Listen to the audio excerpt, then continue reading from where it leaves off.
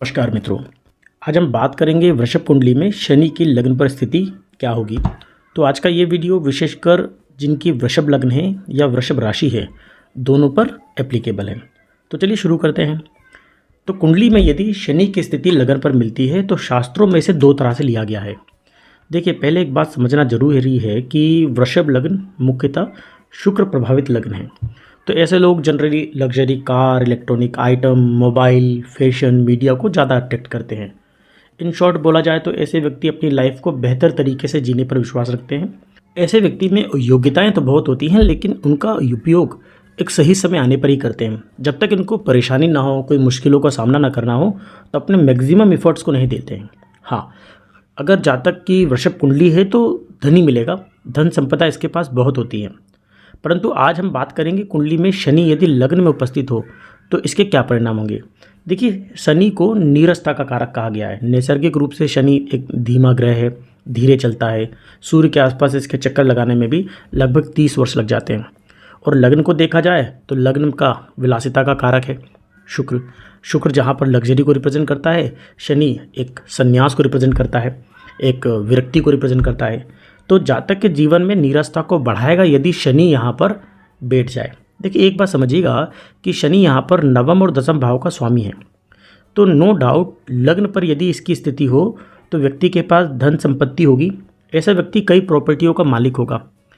अच्छा, एक बात समझिएगा कि जब भी किसी के नवम भाव का स्वामी लगन में बैठ जाए तो ऐसा व्यक्ति लक को बहुत ज़्यादा अट्रैक्ट करता है। नसीब उसके साथ साथ चलता है। कई चीज़ें उसे आगे होकर अपने आप मिल जाती हैं कि बड़ी प्रॉपर्टी है, सेल होनी थी, इसके पास अपने आप आई और कम दाम में इसने खरीद ली। या पिता की या फिर पूर्वजों का कोई बहुत बड़ा धन संपदा थी जो इनके हाथ में आ जाती बिना किसी प्रयास के। बहुत बड़ा बिजनेस रहा हो जो इनके पास आ जाए, लेकिन इन्होंने कोई उसके लिए बहुत ज़्यादा एफर्ट्स नहीं लगाए। ये गुण कब मिलेगा? जब किसी भी कुंडली का नवम भाव लग्न में बैठ जाए। जैसा इस वृषभ कुंडली में नवमेश बनते हैं शनि, जो लग्न में जाकर उपस्थित हो गए। अच्छा, साथ ही यहाँ पर इनकी जो मूल त्रिकोण राशि है शनि की, वो है यहाँ पर 11वीं राशि मकर। और दसम भाव का यह स्वामी शनि अगर यहाँ पर बैठा है लग्न में, तो ऐसा व्यक्ति अपने करियर में बहुत ज़्यादा हाइट पर पहुँचता है जस्ट बिकॉज ऑफ लक। इनके जीवन में जैसा मैंने अभी बोला कि ये बहुत ज़्यादा अट्रैक्ट करते हैं अपने लक को। अपने करियर में ये कम एफर्ट्स में बहुत हाई पोजीशन अटेंड करते हैं।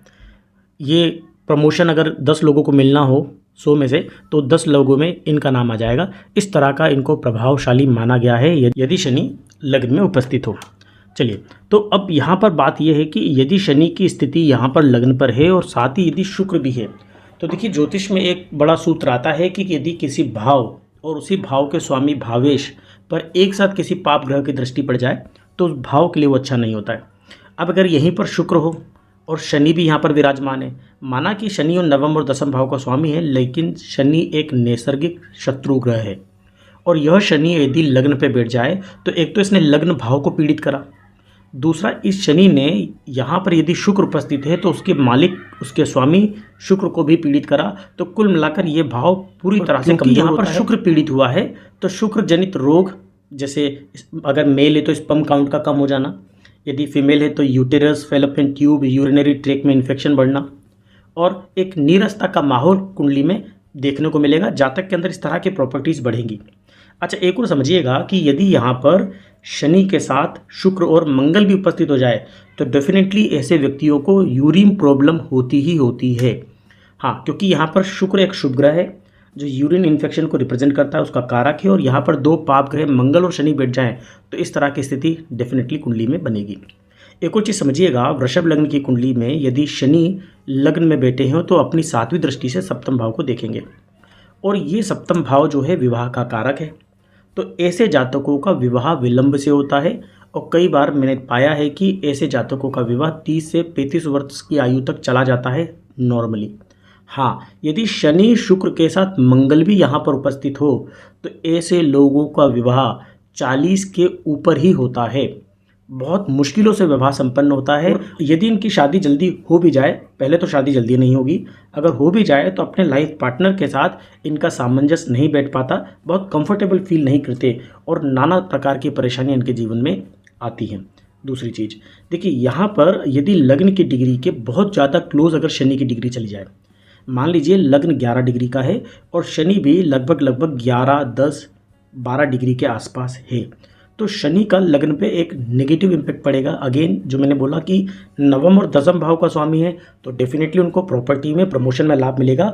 लेकिन क्योंकि शनि वायु का कारक है, वायु देव का अधिपत्य लेके बैठते हैं शनि ग्रह, तो ऐसे व्यक्तियों को वायु विकार होता है, कॉन्स्टिपेशन की शिकायत होती है, इंटेस्टाइन में सूजन जैसी चीज़ें भी देखने को मिलेंगी।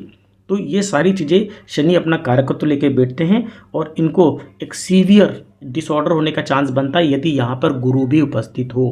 तो अगर यहाँ पर अष्टमेश गुरु आ जाए, शनि तो यहाँ पर मैंने बोला होगा ही, तो ऐसे व्यक्तियों का उदर, पेट, एब्डोमेन वाले हिस्से में बहुत ज़्यादा सूजन होगी और जातक की इम्यूनिटी पर भी नेगेटिव असर पड़ता है। तो मित्रों, आशा करता हूँ आपको वीडियो अच्छा लगा। चैनल को लाइक करें, सब्सक्राइब करें और ऐसे ही वृषभ लग्न और अन्य लग्न की कुंडली के लिए जुड़े रहें हमारे चैनल डेस्टिनी अनवेल्ड से।